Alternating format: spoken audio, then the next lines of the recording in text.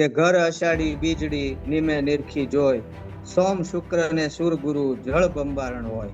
તો અષાઢી બીજે ગુરુવાર હોવાથી ક્યાંક જળ બંબાકાર એટલે ભારે વરસાદ પણ થઈ શકે ખરો. મીઠું છે એ ભીનું થવા માંડે, પડ્યું કોરું હોય ને એમાં ભેજ લાગે એટલે એ પલળેલું જેવું થઈ જાય. પછી ભરવાડને પૂછીએ ને તો ઘેટામાં વરસાદ દેખાય, તો કે આ ઘેટામાં દેખાય છે. તો એ ઘેટામાં પણ ભેજ વધી ગયો હોય દેખાય. તો કોઈ સાધનોની જરૂર નથી, અમારે પંચાંગમાં હોય બધું. અને પંચાંગમાં ભરતી ઓટ ગ્રહણ આ બધું જે પેલા જોતા. જર્મનીમાં આપણા સંસ્કૃત સાહિત્ય છે એને આધારે કેટલાય વૈજ્ઞાનિકો જર્મનીમાં પેદા થયા છે. એ આપણું સંસ્કૃત સાહિત્ય જોઈને જ પેદા થયા છે. એટલે એને આપણે અવગણી ન શકીએ. હો ભાઈ, ગુજરાતમાં ચોમાસાનો એક રાઉન્ડ તો આવી ગયો અને સુરતમાં જે પ્રમાણે પૂરની સ્થિતિ થઈ તે તારાજી આપણે સૌએ જોઈ. પરંતુ ત્યારબાદ ગુજરાતમાંથી જાણે વરસાદ ગાયબ થઈ ગયો હોય એવું લાગે છે. છેલ્લા અઠવાડિયાથી ગુજરાતમાં કોઈ પણ વિસ્તારમાં વરસાદ થયો જ નથી. એક બાજુ અલ નીનોની ચર્ચા ચાલી રહી છે, બીજી તરફ આ વર્ષે ગુજરાતમાં ચોમાસું કેવું રહેવાનું છે, આગામી સમયમાં શું થઈ શકે છે, કયા કયા વિસ્તારમાં કેટલો વરસાદ થવાનો છે, તે તમામ બાબતોની આપણે આજે વાત કરવી છે. અને આ વાત કરવા માટે આપણી સાથે જાણીતા જ્યોતિષાચાર્ય જયપ્રકાશ માઢક જોડાયા છે. નમસ્કાર સાહેબ, વીટીવી ડિજિટલમાં આપનું સ્વાગત છે. સાહેબ, ચોમાસાનો એક રાઉન્ડ તો આવી ગયો, પરંતુ ત્યારબાદ ચોમાસું ગાયબ જ થઈ ગયું છે, દેખાતું નથી. તો જ્યોતિષ શાસ્ત્ર પ્રમાણે આગામી સમયમાં શું લાગે છે કે આ વખતનું ચોમાસું કેવું રહેવાનું છે? અને આજે એક વખત વરસાદ આવ્યો અને ત્યારબાદ આટલો લાંબો વિરામ, શું કારણ? જી અષાઢ મહિનો છે ને એ વરસાદનો ધોરી મહિનો ગણાય. એટલે મને એમ છે કે અષાઢ મહિનાના આ શુક્લ પક્ષમાં ગુજરાતમાં અને દેશના વિવિધ ભાગોમાં સારો વરસાદ થવાની શક્યતા રહેલી છે. મારી માન્યતા મુજબ અષાઢ મહિનાના શુક્લ પક્ષમાં એટલે કે અજવાળિયામાં ગુજરાતમાં વરસાદની દ્રષ્ટિએ જે બાકી રહી ગયેલા અમુક વિસ્તારો છે એમાં પણ સારો વરસાદ થઈ જવાની શક્યતા રહેલી છે.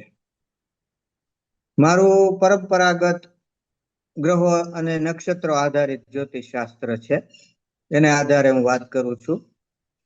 તો મેં જે વાત કરી કે અષાઢના શુક્લ પક્ષમાં સારો વરસાદ થવાની સંભાવના છે, એના કારણોમાં ગ્રહોની વાત કરું તો તારીખ 14 જુલાઈ થી 17 જુલાઈમાં જળ રાશિ કર્કમાં ગુરુ અને ચંદ્ર ભેગા રહેશે. તેમજ 18-19 જુલાઈમાં સિંહ રાશિમાં જળ ગ્રહ ચંદ્ર અને વૃષ્ટિનો કારક ગ્રહ શુક્ર બંને સાથે રહેનાર હોવાથી તારીખ 14 થી 19 જુલાઈમાં દક્ષિણ ગુજરાત, સૌરાષ્ટ્ર અને ગુજરાતના અન્ય કેટલાક ભાગોમાં વરસાદ થવાની શક્યતા રહેલી છે. તમે જો આજે ગીર સોમનાથ ને વેરાવળમાં વરસાદનું ઝાપટું ભારે આવ્યું છે. જોકે આઈએમડી અનુસાર આ તારીખો જે મેં કીધી 14 થી 19 એમાં કોઈ યલો, ઓરેન્જ કે રેડ એલર્ટ આપવામાં આવ્યું નથી, એ પણ કહી દો. મેં જે આ 14 થી 19 તારીખ કહી એ સમયગાળાને હું થોડો મિનિમાઇઝ કરવાનો પ્રયાસ કરું તો 15 તારીખે ગુરુનો અસ્ત છે અને 16 જુલાઈએ ગુરુવારે અષાઢી બીજ છે. એટલે મને એમ લાગે છે 15-16માં વરસાદ થવાની શક્યતા છે. કારણ કે પંચાંગ પ્રમાણે ગ્રહોનો ઉદય થાય, અસ્ત થાય ત્યારે વરસાદ આવતો હોય છે. અને અષાઢી બીજ વિશે ભડલી વાક્ય છે કે ઘર અષાઢી બીજડી નિમે નિરખી જોય, સોમ શુક્ર ને સુર ગુરુ જળ બંબારણ હોય. તો આ તારીખ 15-16માં હવામાન ખાતાની આગાહી પ્રમાણે છૂટો છવાયો હળવાઓ કે મધ્યમ વરસાદ થવાની શક્યતા છે. પણ પરંપરાગત જે આ ગ્રહ નક્ષત્રનું જ્યોતિષ છે પડલી વાક્ય, તો અષાઢી બીજે ગુરુવાર હોવાથી ક્યાંક જળ બંબાકાર એટલે ભારે વરસાદ પણ થઈ શકે ખરો. આ ઉપરાંત સાહેબ જરા વિગતે વાત કરે તો દર્શકોને વધારે સમજાય કે કયા કયા વિસ્તારોમાં એ વધારે વરસાદ થઈ શકે. તમે જે 15 અને 16 ની વાત કરી, સૌરાષ્ટ્ર, દક્ષિણ ગુજરાતમાં થઈ શકે ભારે વરસાદ, ક્યાંક થઈ શકે જળબંબાકાર. કેમ કે ભલે હળવો મધ્યમ વરસાદની આગાહી છે, પણ આ અષાઢી બીજે ગુરુવાર છે ને એ સરપ્રાઈઝ આપી શકે, એ મને પણ સરપ્રાઈઝ આપી શકે ને તમને પણ આપી શકે. જળબંબાકાર ક્યાંક કરી શકે આ બદલી વાક્ય પ્રમાણે. આ ઉપરાંત 15-16 દક્ષિણ ગુજરાત, સૌરાષ્ટ્ર ઉપરાંત રાજ્યમાં અન્ય સ્થળોએ અને મધ્યપ્રદેશ, છત્તીસગઢ, બંગાળ, બિહાર, ઝારખંડ, ઉત્તરાખંડ, હિમાચલ, ઓરિસ્સા અને નેપાળમાં સારો વરસાદ થવાની શક્યતા છે. ઓરિસ્સા અને નેપાળમાં ભારે વરસાદ થઈ શકે છે. છત્તીસગઢમાં પણ ભારે વરસાદ થઈ શકે આ 15-16 અને ઝારખંડમાં પણ ભારેથી અતિ ભારે વરસાદ થાય. વળી એક બીજી વાત કરું કે અષાઢ સુદ પડવો, અષાઢ મહિનાની શરૂઆત, તે દિવસે ચંદ્ર દર્શન કર્ક રાશિ અને પુષ્ય નક્ષત્રમાં થશે. આવું થાય ત્યારે જ્યોતિષશાસ્ત્ર પ્રમાણે ત્રીજે દિવસે વરસાદ થાય. એ જોતા 17 તારીખે પણ રાજ્યમાં વધુ વરસાદ થવાની શક્યતા રહે છે. આમ 15 થી 17 રાજ્યમાં વધુ વરસાદ પડવાની શક્યતા રહે છે. 17 તારીખે છત્તીસગઢમાં ભારેથી અતિ ભારે, ઉત્તર બંગાળમાં ભીષણ વરસાદ થઈ શકે, પુરીમાં ભારેથી અતિ ભારે ઉપરાંત અરુણાચલ, સિક્કિમ, ઝારખંડ, બિહાર, ઓરિસ્સા અને તરાઈનો વિસ્તાર અને હિમાચલમાં અને ઉત્તરાખંડમાં પણ વરસાદ, ઉત્તરાખંડમાં પૂર આવી શકે. તો આવી શક્યતાઓ રહેલી છે. આ જે તમે મને બીજા રાઉન્ડની વાત કરી, તો એમાં મારી માન્યતા પ્રમાણે આ રીતે બીજો રાઉન્ડ આવી શકે અને ત્રીજો પણ આવી શકે. જો તમે પૂછશો તો એના વિશે પણ હું વાત કરીશ. જી ભાઈ. જી સાહેબ, ચોક્કસ આપણે ત્રીજા રાઉન્ડની તો વાત કરીએ જ છીએ, પણ એક ચર્ચા એ છે કે આ વખતે ચોમાસું નબળું રહેવાનું છે. અલ નીનોની પણ અસરની વાતચીત ચાલતી હતી. તો ગ્રહોની અને નક્ષત્રની સ્થિતિ કઈ રીતની છે અને ચોમાસા વિશે થોડી વિગતવાર માહિતી આપશો. આપણે અલ નીનોનો ઇનકાર કરતા નથી, કેમ કે હવામાન ખાતું કે અલ નીનો છે, એટલે અત્યારે તો મને એમ લાગે છે કે એનો જે માપદંડ છે તાપમાન 1.2 કે 1.5 થી પણ વધારે હશે. તો એ તો હશે, પણ આપણે એમાંથી ભાઈ પૂર્વિનભાઈ આશાસ્પદ શું છે એ શોધવાનો પ્રયાસ કરીએ છીએ. એટલે આ તો સામી છાતીએ લડવાની, સામા પૂરે તરવાની વાત છે. અને એમાં એકવાર હું સફળ થયો છું. મેં 2 થી 7 સારો વરસાદ થવાની શક્યતા બતાવેલી અને 2 થી 7 દક્ષિણ ગુજરાતમાં ભારે વરસાદ આવ્યો અને દક્ષિણ સૌરાષ્ટ્રમાં ભારે વરસાદ આવ્યો. જોકે કમનસીબે ઉત્તર ગુજરાત ન્યાય ક્યાંક ક્યાંક તો આવ્યો હશે, પૂર્વ ગુજરાતમાં અને ત્યાં પણ હવે અમુક જગ્યાએ વરસાદ રહી ગયો છે, એટલે બધો તો ખ્યાલ ન આવે, પણ એમાં હું સફળ થયો તો મહદ અંશે. એટલે આપણે આ અલ નીનો હોવા છતાં સારું શું છે એ શોધવાનો પ્રયત્ન કરીએ છીએ, કેમ કે નિરાશા કરતા આશાની વાત કરવી વધુ સારી છે. તો એટલે અલ સાહેબ નીનો તો છે. બિલકુલ, એટલે મારે હાજી. પ્રશ્ન એ જ છે કે આ વખતે ચોમાસું શું નબળું રહેવાનું છે કે કઈ રીતની સ્થિતિ આ વખતે રહેવાની છે. દર જો ભાઈ વખતે કેવું ગ્રહો 100% વરસાદ હોય, 110% વરસાદ હોય, 80-90%, એટલે હવામાન વિભાગ અલગ અલગ આંકડા આપતા હોય છે.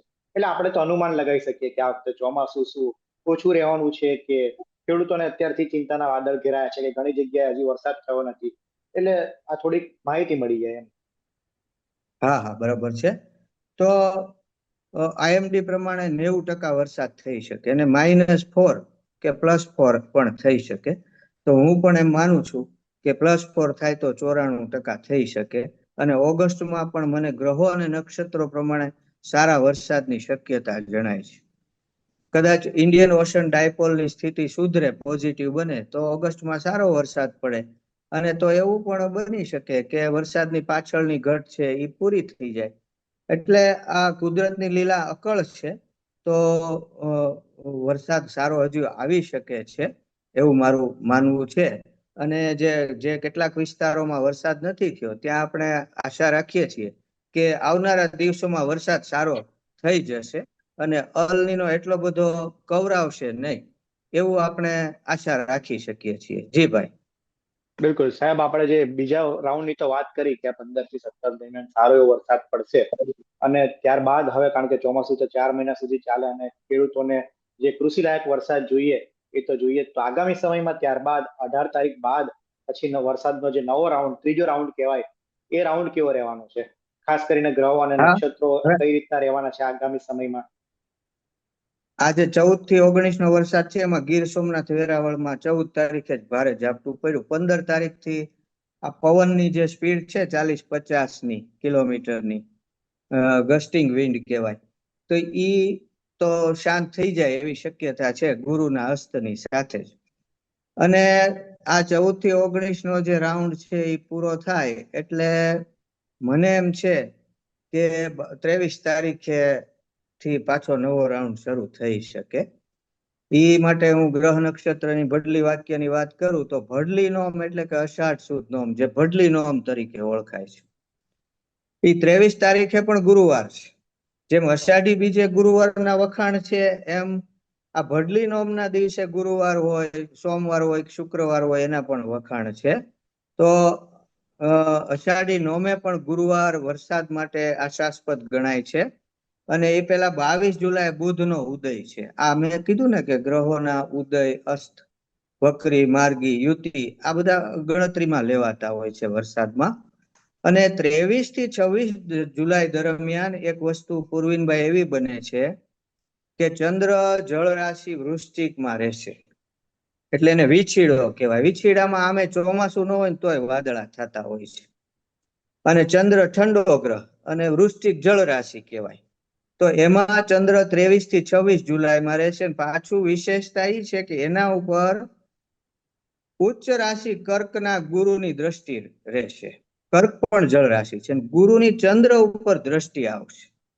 એટલે હું એમ માનું છું કે આ 22 થી 26 જુલાઈમાં સૌરાષ્ટ્ર, કચ્છ સહિત રાજ્યમાં વ્યાપક વરસાદ થવાની શક્યતા રહે છે.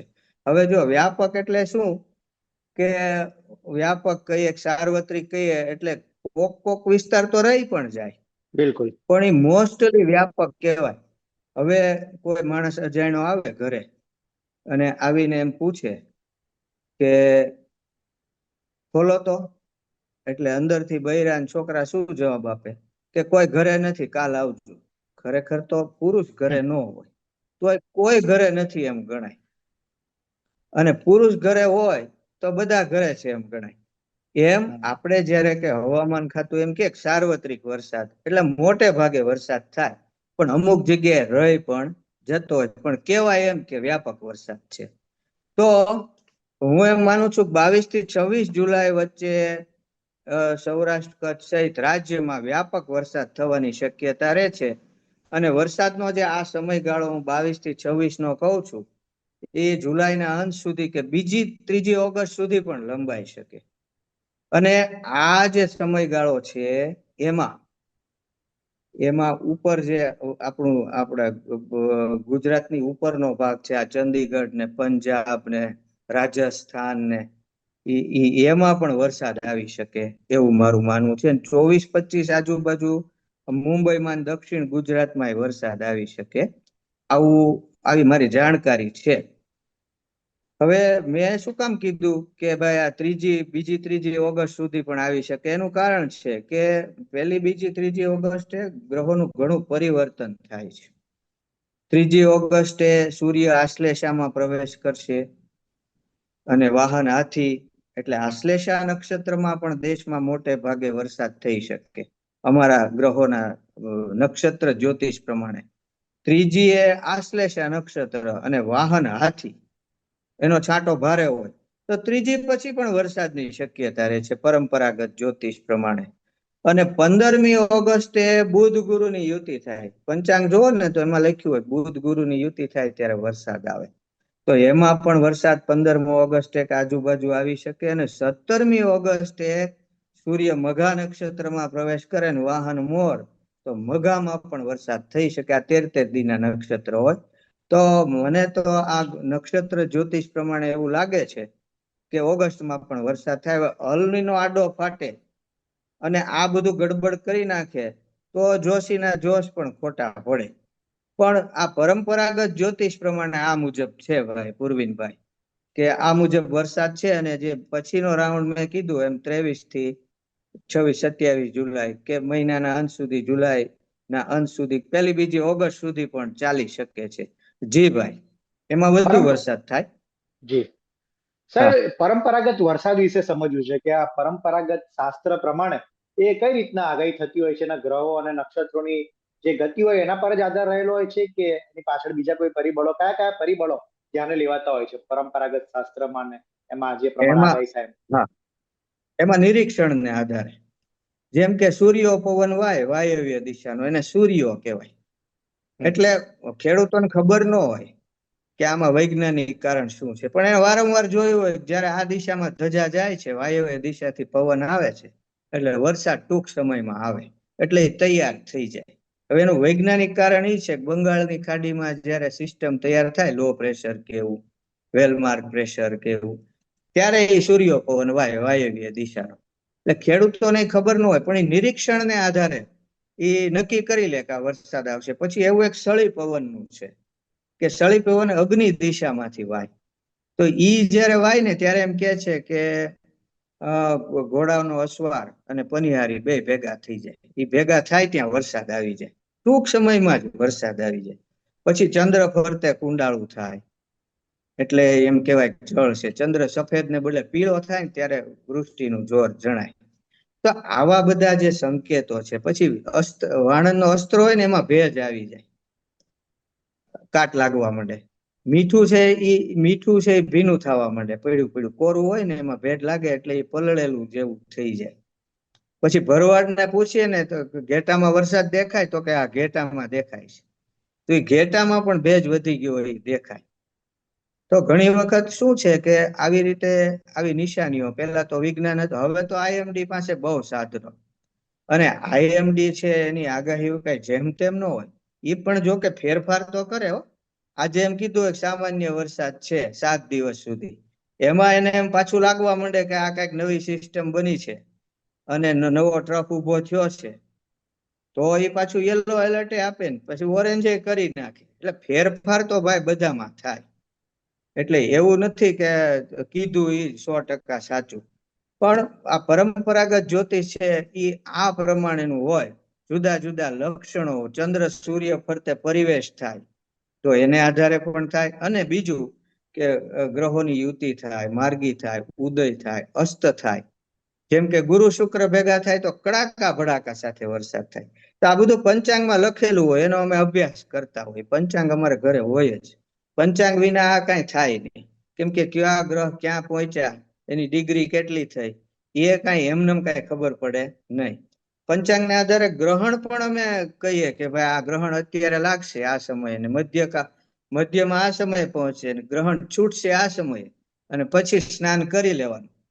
તો કોઈ સાધનોની જરૂર નથી અમારે, પંચાંગમાં હોય બધું. અને પંચાંગમાં ભરતી ઓટ, ગ્રહણ, આ બધું જે પેલા જોતા ત્યારે એની પાસે કોઈ સાધનો નહોતા. અમુક સિદ્ધાંતો શ્લોકમાં એ બતાવેલું હોય કે આ પ્રમાણે ગણવાનું, એટલે એ મુજબ એ ગણતા ને એ સચોટ પણ રહેતું. એટલે એ પ્રાચીન વિજ્ઞાન કઈ જેમ તેમ તો નથી. આ જ્યોતિષ છે ને એ વેદોનું એક અંગ છે. વેદોના 6 અંગ છે, એમાંનું એક અંગ છે જ્યોતિષ. અને પુરાણોમાં જ્યોતિષ છે અને વેદોમાં પણ જ્યોતિષ છે. એટલે આપણી આ પરંપરા છે ને એને જાળવી રાખવી જોઈએ. ભલે વિજ્ઞાન તો સારું જ છે, આઈએમડી માં કોઈ વાંધો નથી. એ વાવાઝોડું ક્યારે આવશે એ કહી દે છે કે ભાઈ કાલે આવશે, આ સમયે લેન્ડફોલ કરશે, અને સ્થળાંતર પણ કરે લોકોનું, અને જાનહાનિ બચી જાય. પેલા એવું નહોતું. એટલે આઈએમડી નો ઇનકાર નથી, બહુ સારું છે, પણ આપણી પરંપરા પણ જાળવી રાખવી જોઈએ.